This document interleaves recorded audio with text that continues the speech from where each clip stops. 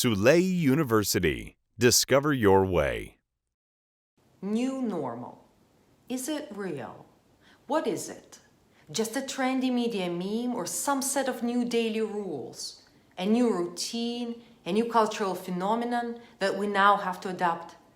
Is it something that will define and dictate how we're going to communicate, socialize, and work? Is it a new way of life? If so, then for how long this new normal is going to last? Will that evolve into something other new? Or is it just some kind of temporary adjustment to restrictions under the pressure of the pandemic? These are the questions that we're going to discuss in this episode of our BizTalk, and I, Yulia Suleimanova, will be your host. My doctoral study and research are focused on organizational leadership and human behavior and decision-making. The way the environment affects our behavior is an important aspect of this research, and we will try to uncover some interrelations and interconnections between our consciousness, our culture, and the restrictions set to our ways of life to be an ever-changing environment.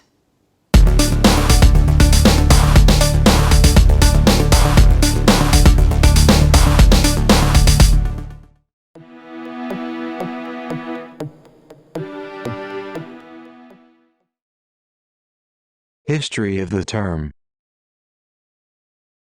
In the last decade, memes have become a very common way for people to use them as a quick and simple way to share their experiences and emotions on social media platforms such as Twitter, TikTok, and others.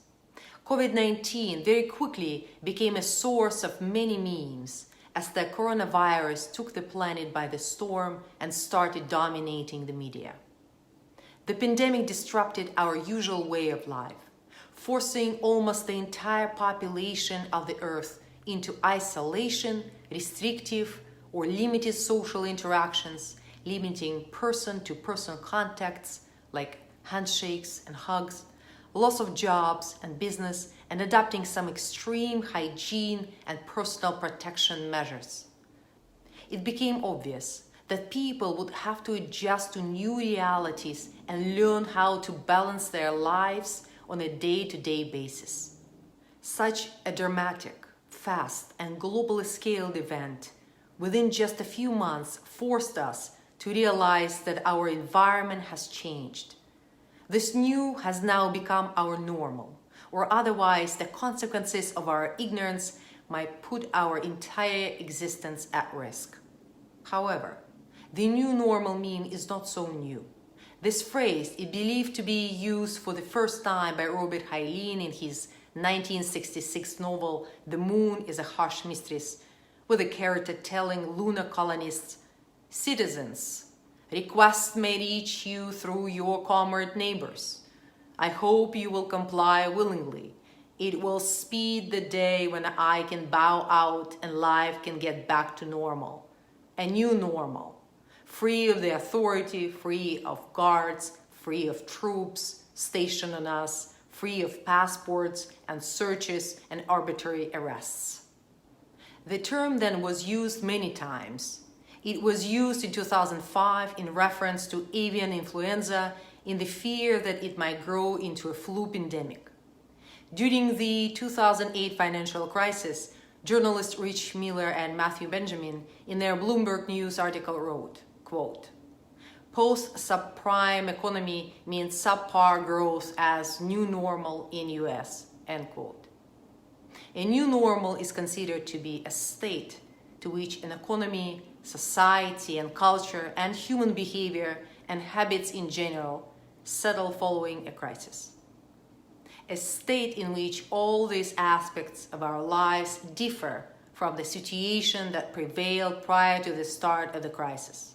And of course, during the COVID-19 pandemic, the term new normal has become a massively adopted mainstream meme reflecting the changes of human behavior during and possibly long after this pandemic. Defining normal. Humans, are possibly the most polymorphic, diverse species on Earth. And our population, reaching over 8 billion, is possibly the most populous among mammals, yielding by numbers probably to rats only. Our physical, mental, psychotype, emotional, and even intellectual polymorphism are extremely vast, even within not only the same ethnic and cultural groups, but even among close relatives. Our cultural diversity is even greater. It is one of the major and most common factors creating conflicts and wars. Our views on many issues, our perception of reality, life, and the universe, our habits, traditions, and beliefs often contradict each other, and so is our understanding of normal. This question of defining normal is as important as a question about sense of life.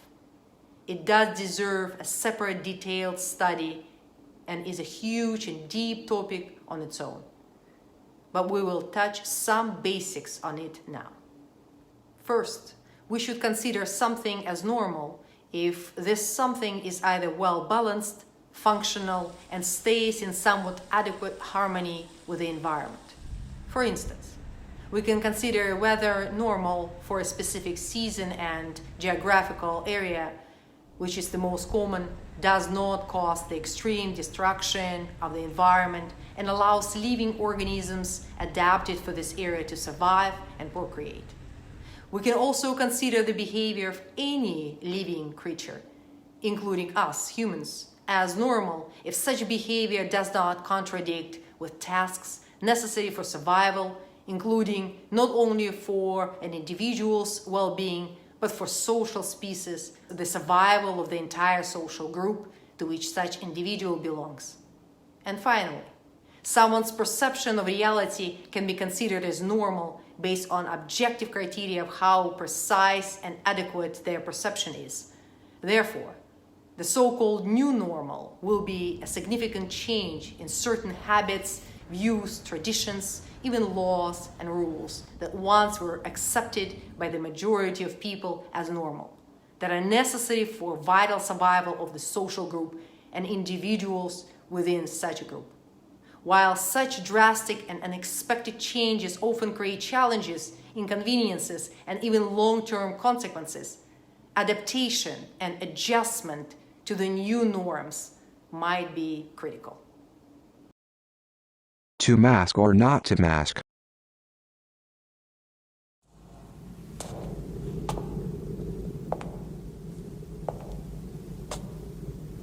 To be or not to be, that is the question.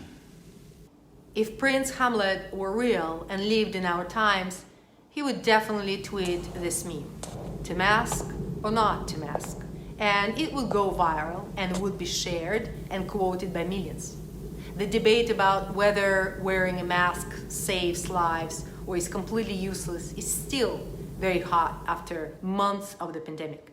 Millions of people profoundly refuse to wear them, rejecting any logic and science behind it. Tens of thousands gather on the streets of American and European cities, protesting, often violently clashing with the police. It is astounding how people's historic memory is short, especially in a longer perspective. In the 1918 pandemic of the Spanish flu, not wearing a mask was illegal in some parts of America. Ads like that were in many newspapers, but many people would stubbornly refuse to wear the masks back then as they are now. In order to prevent or at least limit and contain the spread of the flu in 1918, there were methods similar to what people are doing during the COVID-19 pandemic. Close schools, wear masks, don't cough or sneeze in someone's face, avoid large events and hold them outside when possible. Spanish flu pandemic lasted from February 1918 to April 1920. It infected 500 million people, about a third of the world's population at the time, in 4 successive waves. The death toll is typically estimated to have been somewhere between 17 million to 50 million and possibly as high as 100 million, making it one of the deadliest pandemics in human history. Even during the 14th century bubonic plague pandemic, commonly called the Black Death, which according to historians killed an estimated 75 to 200 million worldwide. People did not know back then that such diseases are caused by infectious bacteria or, in case of a flu and COVID, by viruses, and are not a punishment from God, or as they thought later, were caused by a miasma, a noxious form of bad air, also known as the night air. In the 17th century, so-called plague doctors in France and Italy wore specially designed costumes to protect themselves from airborne diseases. The costumes consisted of a long waxed fabric overcoat and a bird-like beak mask with glass eye openings, along with gloves, boots, a wide-brimmed hat. Plague doctors would also often use a cane to examine patients without directly touching them. The beak was often filled with sweet and strong-smelling herbs and flowers, such as roses or lavender, in order to reduce bad odors from dying people.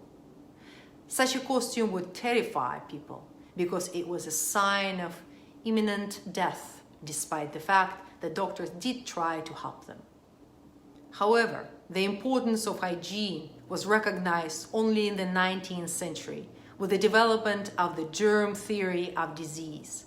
Until then, streets were commonly filthy with live animals of all sorts around and human parasites abounding, facilitating the spread of transmissible disease.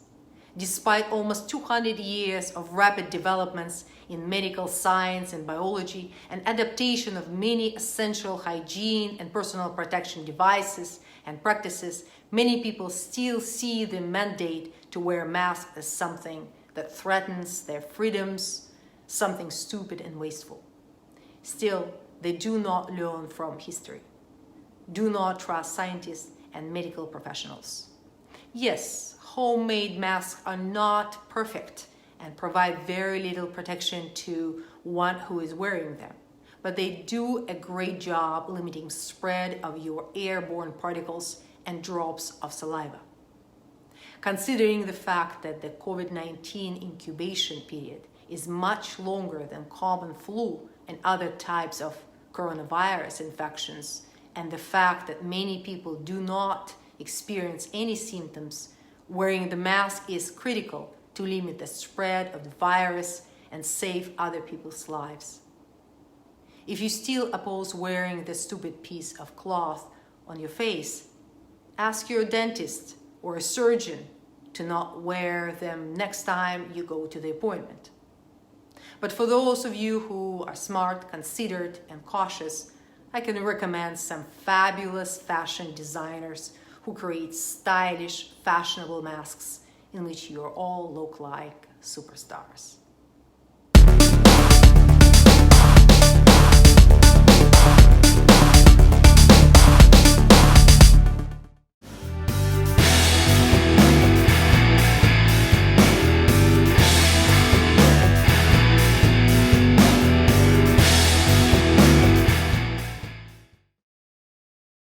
Social distancing. This rule of the new normal is even tougher than mask wearing. Humans are one of the most socially dependent species on Earth, except for insects. Close person-to-person interactions, as well as large social gatherings, are crucial for our well-being, balanced emotional state, and even survival. The inability to spend time with our loved ones, especially with the elderly, is tough for everyone. Kids have an especially hard time without playing with their friends, missing school, or seeing their grandparents.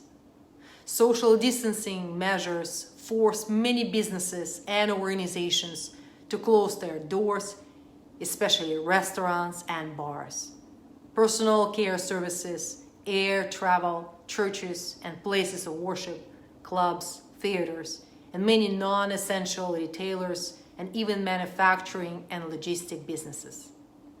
Such measures brought a very heavy burden on the economy and people who all of a sudden become unemployed.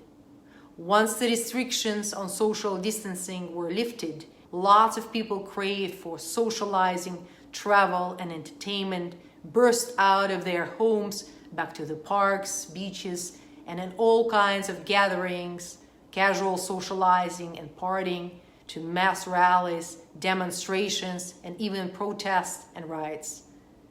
This did cause new outbreaks and became one of the factors of the new wave of the pandemic. Distance work and learning. Work from home, teleconferencing, and online learning have been long-time trends since the development and implementation of high-speed internet and applicable software and technology. The ability to work, learn, communicate, and even access data using cloud or virtual private network services allowed millions of people to continue employment and education. It saved many jobs, many businesses, and for those who were able to use these opportunities, it was a lifesaver. There are also many challenges. Most public schools were not ready for online learning. Many kids from disadvantaged families didn't even have computers. Parents hustled between work and supervising kids' schooling. Extra load on networks created service interruptions and made managing and running online meetings and webinars stressful and required extra time for reconnections. There are many obvious benefits as well. People don't have to drive in traffic and save money on gas and on dining out. They have more time to rest, do home chores, and spend quality time with kids. Companies saving on some facility maintenance expenses. This trend has some really good chances to become a common practice and one of the definitive components of the new normal. Many technology corporations, such as Microsoft, consider making work from home permanent. However, the true efficiency of such a move might be questionable, or it might not be a good fit for any business or any task. Companies going that direction would have to evaluate true efficiency and issues of such massive and prolonged distance work practices. While work from home works great for some people, for others it creates extra challenges, including additional emotional stress of continuing isolation. Team building and creative collaborations on a larger scale might also become challenging. Save our business. The pandemic disrupted the thriving US economy and hit especially hard on developing countries. Businesses continue experiencing struggle, and there are more and more closures as we speak. Calls for help are heard from everywhere, just like SOS signals from the wrecking and sinking ships across the stormy ocean. Stimulus money did help, but is running out, and it is unknown whether there will be another round. Other measures, such as deferred tax payments and delayed rent, are helping only in the short term, but might create serious problems with cash flow for many businesses when they become due. Unfortunately, there is no simple and universal solution for all, but the reliance on government help may not be the best recipe. In Russia, they have a saying, quote, "Rescuing one who is drowning is in the hands of the one who is drowning," end quote. Or, in other words, quote, "If you don't help yourself, no one else will," end quote. New opportunities. No matter how hard the economic crisis hits and how deep we're getting sucked into the recession, there are still many opportunities, tools new technologies, and new ways for networking and rebuilding the business. There are also many resources available for business owners and managers from tech companies, from business service providers, consultants, and content creators. The time of the crisis can also boost creativity and innovation. Established tech companies and new startups will be offering more innovative solutions for all types of businesses across industries. At SULÉY Group, we're developing an interconnected socio-economic environment, or as we call it, IC. It is a technology platform that combines digital and real-life worlds. It creates an environment where people communicate, create, work, and run businesses. IC includes marketplaces, media outlets, music distribution, and even an educational portal. It covers all aspects of human lives, interconnected and integrated within innovative social media networks. IC is designed for the people, where people are in the center of everything that is happening around. Events, new impressions, experiences, and opportunities. This business and media environment will create lots of new tools for all types of businesses. Brick and mortar, national chains, franchises, as well as sole proprietors, sales professionals, and creatives will find their place and tools to do business, build networks, build their brands, create partnerships, and connect with consumers. So the real question, if there is really something that we can call as new normal exists, is in fact depending on your own ability to adjust, transform, and adapt to ever-changing conditions. Throughout the history of human evolution and civilization, there were many dramatic events, like the Black Death, Spanish flu, world and civil wars, violent revolutions, and collapses of the empires that would change the world order, culture, and the way of life. And our ability to adapt and survive made us stronger, smarter, and capable to do the impossible. In our next episode 5, I will talk about change management theory and practices.